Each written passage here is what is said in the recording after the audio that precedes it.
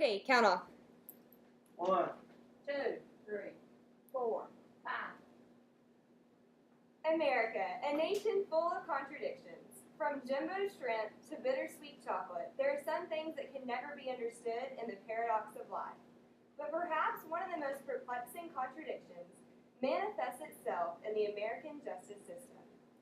It is bizarre that a nation who prides itself on life, liberty, and the pursuit of happiness will condemn the practice of murder by committing the very same act.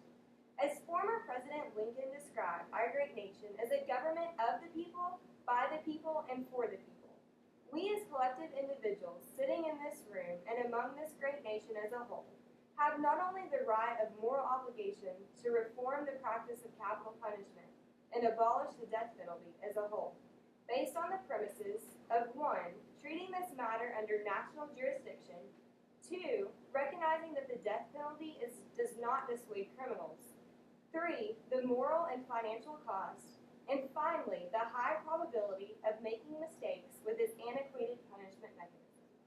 My first contention of reasoning for abolishing the death penalty lies in the need for this social issue to be a matter of national law and not state law. If you focus your attention to the graphic, you can see a screen which indicates the legality of the death penalty in various states in the U.S. The yellow represents states that are for the death penalty, and the blue is states that have abolished the death penalty. As you can see, 32 states adhere to the standard of allowing the death penalty. While most states consider death penalty to be a standard or typical, what most people don't realize is that apart from Japan, the United States is the only industrial democracy that recognizes the death penalty, as reported by CNN last week. All states should have a level playing field in punishing the convicted. The borders in which a crime was committed should not define the fate of criminals.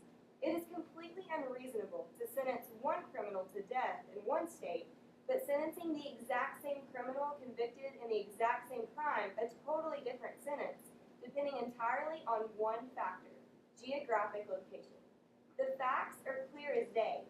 The balance of the justice system has been altered and will only be back into equilibrium if the matter of capital punishment is found to be under national jurisdiction and abolished entirely.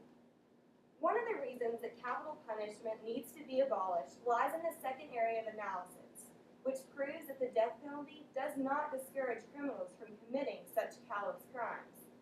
A criminal irrational enough to senselessly murder has no cognitive or moral understanding of the implications of a crime, and therefore will not be faced by the death penalty or its consequences. While some states are pro-capital punishment stance may say that it sets an example, hold an irrelevant argument when presented with the raw data and facts. An article released last year by Listverse News found that in 2012, nearly 15,000 people were victims of murder, an awful, irreversible crime. Capital punishment has clearly shown that it does not dissuade criminals from committing such terrible acts. Alternative forms of punishment, such as life sentences without parole, are perhaps more unsettling to a criminal by taking away their independence. An ABC News report in the beginning of this year found that many criminals prefer the death penalty over life sentences and view the death sentence as almost a reward or perhaps even an escape from their impending fate of rotting away in prison from old age. Many criminals on death row have nothing to lose, and death is almost an easy way out versus spending the rest of their lifetime suffering beneath the fortitude of four walls. My next point argues the cost is high, both morally and also financially. With the death penalty, there is so much more to lose. Richard Dieter, the executive director of the Death Penalty Information Center, has spent years studying costs associated with the death penalty. In his research, he has found that the cost of the death penalty far exceeds the cost of posting a criminal in prison for the rest of their lifetime. The cost is so much greater because the stakes are higher in a capital punishment case. Extensive, costly trials for death penalty often requires more experts, more attorneys, more trials, and often more use of various appeals by the inmate once convicted and sentenced. Morally championing the capital punishment promotes a vengeance-seeking nation. The death penalty itself does not honor a victim, it degrades the integrity our justice system. There are other ways to hold these criminals accountable, but if we continue a mindset of an eye for an eye, we will all be blinded by social injustice. Finally, my last contention finds that the death penalty makes an irreversible, unequivocal, and deathly mistakes that affect innocent lives. While proponents of the death penalty may boast that the evolution of DNA analysis has made incriminating evidence foolproof, cold, hard facts prove otherwise. Russ Feingold, the U.S. Senator from Wisconsin, reported that since the reinstatement of the modern death penalty, 87 people have been freed from death row because they were later proven innocent. This proves an error rate in 1 innocent person out of every 7 people executed.